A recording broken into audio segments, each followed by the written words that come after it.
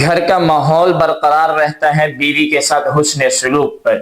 اس لیے اللہ کے رسول صلی اللہ علیہ وسلم نے فرمایا خیرکم خیرکم لأہلی وانا خیرکم لأہلی، کہ تم میں سے بہترین وہ ہے جو اپنے گھر والوں کے حق میں بہتر ہوں، اور میں تم سب سے زیادہ اپنے گھر والوں کے حق میں بہتر ہوں۔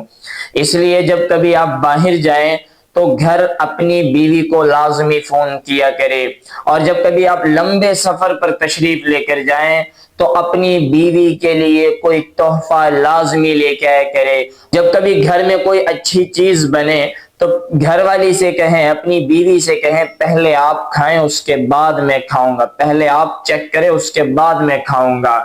جب وہ کبھی آپ کے ساتھ کھانا کھانے بیٹھے تو اپنے ہاتھوں سے لقمہ بنائیں، اپنے ہاتھوں سے نوالا بنائیں اور اس کو کھلائیں۔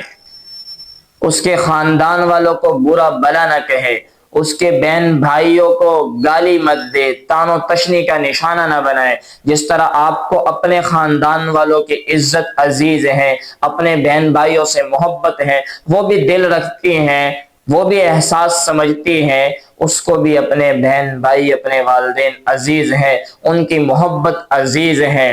اس کو گھر میں قید کر کے نہ رکھے، اس کو کہیں سیر و تفریح کے لیے لے کر جائے اپنے ساتھ، تاکہ وہ گھر میں تنگ نہ ہو۔